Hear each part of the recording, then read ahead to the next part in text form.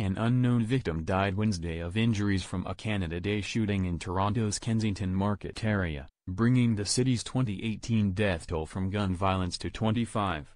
The government has to do something about this gun violence because so many precious lives are taken away too soon, says Mary Yeboah, aunt of 31-year-old Jean Nyarko, who was shot on June 24. Police have said Ms. Nyarko's death was not a targeted killing. Video footage suggests gang members simply shot the first person they saw on a rival's turf.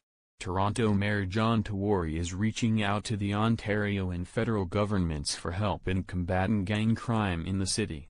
Scott Bardsley, a spokesperson for Federal Public Safety Minister Ralph Goodale, told the Globe and Mail that Ottawa is eager to work together with the province to bring criminals to justice and enhance crime prevention efforts.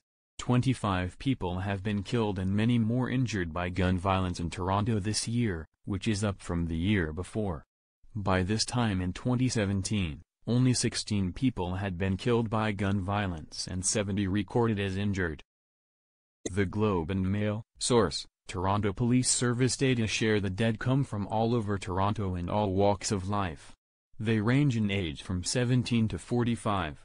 They were killed at home, in their cars, on the street, in Kensington Market and outside nightclubs.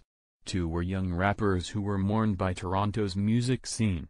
These are their names: Shaquille Wallace, 22, shot January 9; Terrell Carr, 24, shot January 19; Isahak Omar, 36, shot February 8; Onyx Stewart, 21, shot February 15; Brian Thomas, 32, shot April 6; Christopher Reed, 38, shot May 7; Mohammed Garda, 17, shot May 20; Jaden Jackson, 28, shot May 20; Vinogent Sutherson, 21, shot May 27; Matthew Shtikos, 37, shot May 28; Rodney Region, 45, shot June 5; Jeanus Nyarko, 31, shot June 24; Patrick McKenna, 20, shot June 24; Dalbert Allison, 40, shot June 24; Brent Young, 41, shot June 25; Javon Smart aka Smoke Dog, 21, shot June 30; Ernest Kosi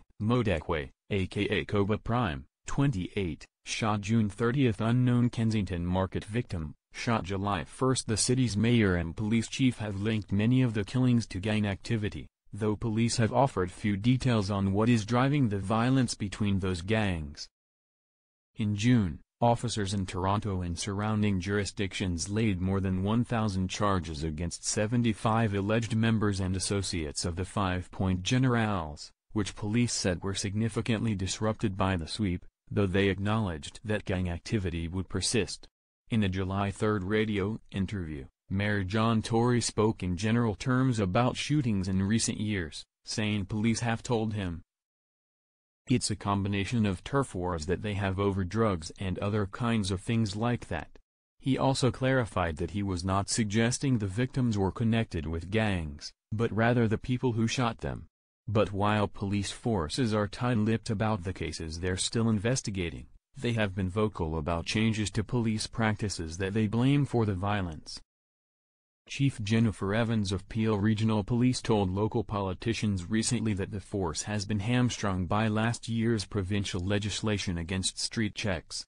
That practice, widely known as carding, disproportionately targeted Black and Indigenous people for arbitrary police stops, and the province and city came under pressure to stop it. Ontario's legislation now requires police to explain to people they stop that they have a right not to answer, and officers must explain their reasons for stopping people and give receipts of the interactions. This has empowered criminals, who think officers won't stop them. They now are more confident that they will get away with carrying guns and knives, Chief Evans said in a statement to the Globe. But experts caution that there is no easy way to link changes in police practices to specific rises in crime. The latest gun violence has brought uncomfortable déjà vu to neighborhoods like Regent Park, which has seen a decade of revitalization and social housing initiatives to repair its reputation for poverty and crime. Regent Park was where rapper Smoke Dogg, one of this summer's shooting victims, grew up.